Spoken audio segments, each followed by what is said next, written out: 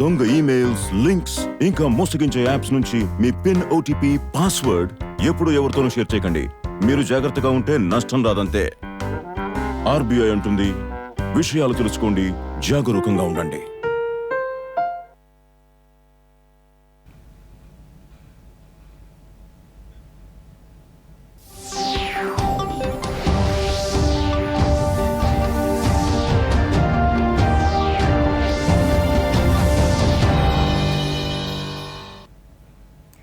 నమస్కారం. దూరదర్శన్ వార్తలకు స్వాగతం. నేను కావ్య. ముందుగా వార్తల్లోని ముఖ్యాంశాలు.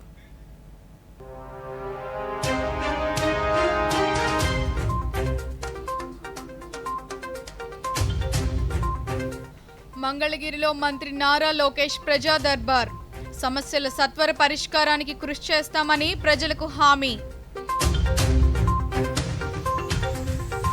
ప్రభుత్వ సర్వజన ఆసుపత్రిలో మెరుగైన సౌకర్యాలు అందించాలన్న మంత్రి కొల్లు రవీంద్ర.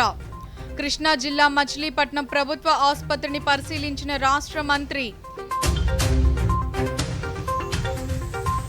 జూలై 1 నుంచి నూతన నేర న్యాయ చట్టాల పట్ల ప్రజలు అవగాహన పెంచుకోవాలన్న న్యాయ నిపుణులు. ఇక వార్తల్లోని వివరాలు. రాష్ట్ర ఐటీ శాఖ మంత్రి నారా లోకేష్ ఈరోజు ఉండవల్లిలోని నివాసంలో ప్రజా దర్బార్ కార్యక్రమం నిర్వహించారు. ఈ సందర్భంగా ప్రజల నుంచి వినతులు స్వీకరించారు. మంత్రిని ప్రజలు నేరుగా కలిసి వారి సమస్యలు వివరిస్తున్నారు. సామాన్యుల నుంచి ఉద్యోగులు, యువకులు, వివిధ సంఘాల ప్రతినిధులు అధిక సంఖ్యలో ప్రజా దర్బార్కు వినతులు అందిస్తున్నారు. అందరి సమస్యలను ఓపికగా విన్న మంత్రి లోకేష్ ఆయా సమస్యల సత్వర పరిష్కారానికి కృషి చేస్తానని బాధిత ప్రజలకు హామీ ఇచ్చారు. మంగళగిరితో పాటు సుదూర ప్రాంతాల నుంచి వస్తున్న సామాన్య ప్రజలు ప్రజా దర్బార్ కార్యక్రమం ద్వారా యువనేత తమకు అండగా నిలవటం పట్ల హర్షం వ్యక్తం చేస్తున్నారు. స్వర్ణకార వృత్తిపై ఆధారపడి అనేక మంది జీవనం సాగిస్తున్న మంగళగిరిని గోల్డ్ హబ్గా రూపొందిస్తామనే హామీకి కట్టుబడి ఉన్నామని మంత్రి తెలిపారు.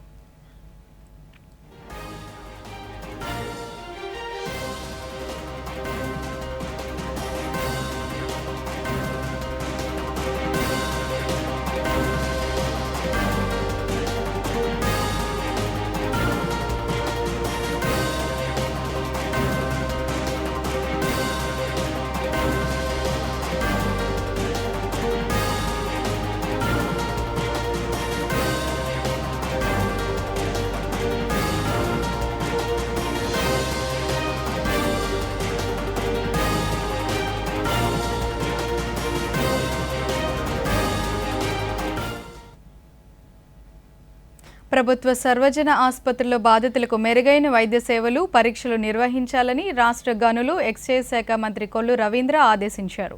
కృష్ణా జిల్లా మచిలీపట్నంలోని ప్రభుత్వ సర్వజన ఆసుపత్రిలో పలు విభాగాలను మంత్రి ఈరోజు పరిశీలించారు. అవుట్సోర్సింగ్ పద్ధతిలో పనిచేస్తున్న సిబ్బంది సమస్యలు కూడా పరిష్కరిస్తామని మంత్రి హామీ ఇచ్చారు.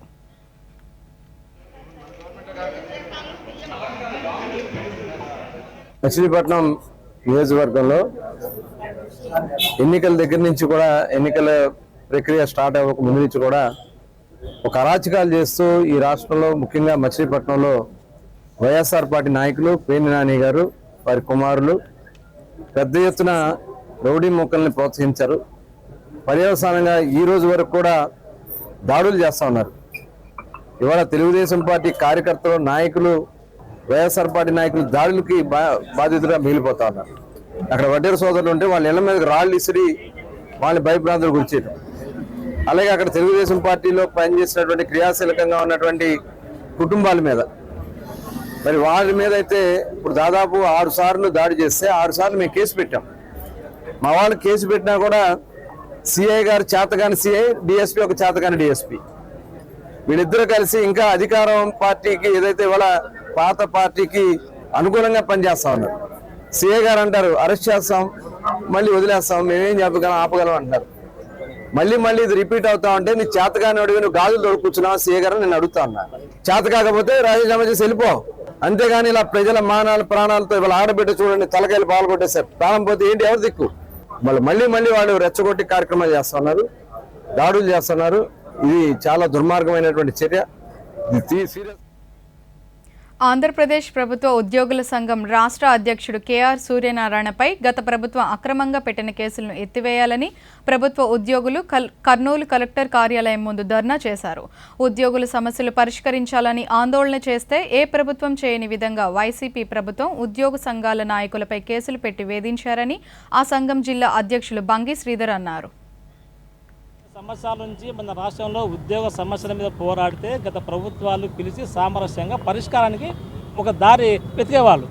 కానీ గత ప్రభుత్వంలో ఉద్యోగ సమస్యల మీద మాట్లాడితే ఉద్యోగులకు డిఏలు పిఆర్సీలు రాలేదు. జీపీఎఫ్ డబ్బులు గవర్నమెంట్ వాడుకుంది. ఈ సమస్య మీద గవర్నర్కు కంప్లైంట్ చేయడం తప్పుగా భావించింది గత ప్రభుత్వం. భావించి కేఆర్ సార్ మీద కేసు పెట్టాలని అనుకుంది. ఏ కేసు పెట్టినా ఇంతవరకు తేలలేదు. కేఆర్ సార్ మీద ఏసీబీ కేసు పెట్టలేదు, అక్రమాసులు కేసు పెట్టలేదు, ఏం పెట్టలేదు. ఒక పోలీస్ అధికారిని నియమించి ఒక్క నెలపాటు కేఆర్ సూర్య ఫ్యామిలీ మీద రైడింగ్ చేయించినారు. కానీ ఇంతవరకు ఏ ఆస్తులు దొరకలేదు. 3 ఎఫ్ఐఆర్లు ఫైల్ చేసినారు సార్ కోసం. సారు దొరకలేదు.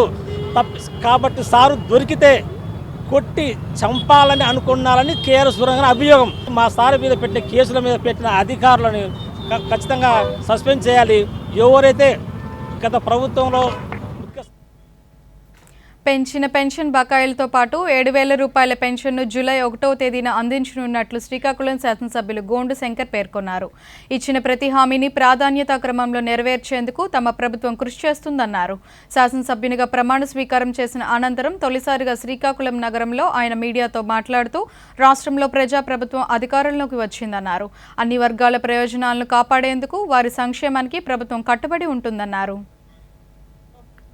ఇది రైతు ప్రభుత్వం, ఇది ఉద్యోగస్తుల ఫ్రెండ్లీ ప్రభుత్వం, నిరుద్యోగులకి ఉద్యోగం కల్పించే ప్రభుత్వం, అన్నార్థులకు ఆపన్న హస్తం అందించే ప్రభుత్వంగా చెప్పడం జరిగింది. దాంట్లో భాగంగా చిత్తశుద్ధితో మొట్టమొదట 5 సంతకాలు పెట్టడం జరిగింది. ఈ 5 కూడా నిన్న క్యాబినెట్లో కూడా ఆచరణలో పెట్టి రేపు 1వ తారీఖున ఏదైతే పెన్షన్స్ మార్చి, ఏప్రిల్, మే 3,000 రూపాయలు నెలకి 1000 చొప్పున అది ప్లస్ 4,000 జూలై కలిపి 7,000 రూపాయలు ప్రతి ఒక్క పెన్షన్దారుకి ఇవ్వడం జరుగుతుంది. అలాగే వికలాంగులు ఎవరైతే ఉన్నారో వారికి కూడా 3,000 పెంచడం జరిగింది. ఏప్రిల్, మే, జూన్ 3,000 చొప్పున 9,000 ప్లస్ 6,000 రూపాయలు వారికి ఇవ్వడం జరుగుతుంది. కనుక జూలైలో 6,000 కలిపి 15,000 రూపాయలు. బ్రిటిష్ వలస కాలం నాటి చట్టాలను కేంద్ర ప్రభుత్వం కాలానుగుణంగా మార్పులు చేసి 3 నూతన నేర న్యాయ చట్టాలను జూలై 1 నుంచి అమల్లోకి తీసుకువస్తోందని పశ్చిమ గోదావరి జిల్లా తాడేపల్లిగూడెం ఏపీపీ సిరినీడి విజయకృష్ణ తెలిపారు. విజయకృష్ణ దూరదర్శన్తో మాట్లాడుతూ ఈ చట్టాలపై యువ న్యాయవాదులు అవగాహన పెంచుకొని ప్రజలకు సత్వర న్యాయం అందించేలా పనిచేయాలని సూచించారు. కొత్త చట్టాలని ముఖ్యంగా criminal procedure code, Indian penal code, అలాగే ఎవిడెన్స్ యాక్ట్, ఈ మూడింటిని కూడా మార్చి మనకి భారతీయ న్యాయ సంహిత 2023, అలాగే భారతీయ నాగరిక సురక్షా సంహిత 2023, అలాగే భారతీయ సాక్ష్య అధ్యయన 2023 కింద మార్చి ఇందులో ఇప్పుడు ఉన్నటువంటి కాలమానానికి అనుగుణంగా పాత చట్టాలన్నింటినీ కూడా రద్దు చేసి కొత్తగా ఈ 3 చట్టాలు అమలు తీసుకురావడానికి ప్రయత్నం చేసి అందులో భాగంగా వీటిని రేపు 1/7/2024 నుంచి అమల్లోకి తీసుకొస్తున్నారు. గ్రామీణ గిరిజన ప్రాంతాలతో అనుసంధానమైన డాక్టర్ బిఆర్ అంబేద్కర్ విశ్వవిద్యాలయం అభివృద్ధికి అన్ని వర్గాలు ముందుకు రావాలని వర్సిటీ వైస్ ఛాన్సలర్ ఆచార్య కేఆర్ రజని అభిప్రాయపడ్డారు. విశ్వవిద్యాలయ సర్వతోముఖాభివృద్ధికి ప్రజాప్రతినిధులు, స్థానిక పరిశ్రమలు, ఎన్జీఓలు, వర్సిటీ పూర్వ విద్యార్థులు సహకారం అందించాలన్నారు. విశ్వవిద్యాలయ 17వ వ్యవస్థాపక దినోత్సవంలో ఆమె మాట్లాడుతూ అనేక సవాళ్లు, బోధనేతర సిబ్బంది కొరత, వసతులు లేమి, ఆర్థిక ఇబ్బందులు వంటివి ఎదుర్కొంటూనే ఈ 16 ఏళ్ల ప్రయాణంలో ఎన్నో విజయాలను, గుర్తింపులను డాక్టర్ బిఆర్ఏయు సాధించిందన్నారు.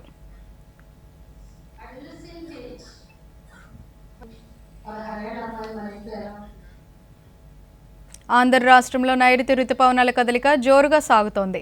రానున్న 24 గంటల్లో రాష్ట్రంలో ఉత్తరాంధ్ర, కోస్తా జిల్లాల్లో ఒక మోస్తారు నుంచి భారీ వర్షాలు కురిసే అవకాశాలు ఉన్నాయని వాతావరణ శాఖ సూచిస్తోంది. దీని ప్రభావం వల్ల విస్తారంగా వర్షాలు కురిసే అవకాశం ఉందని కూడా తెలియజేశారు.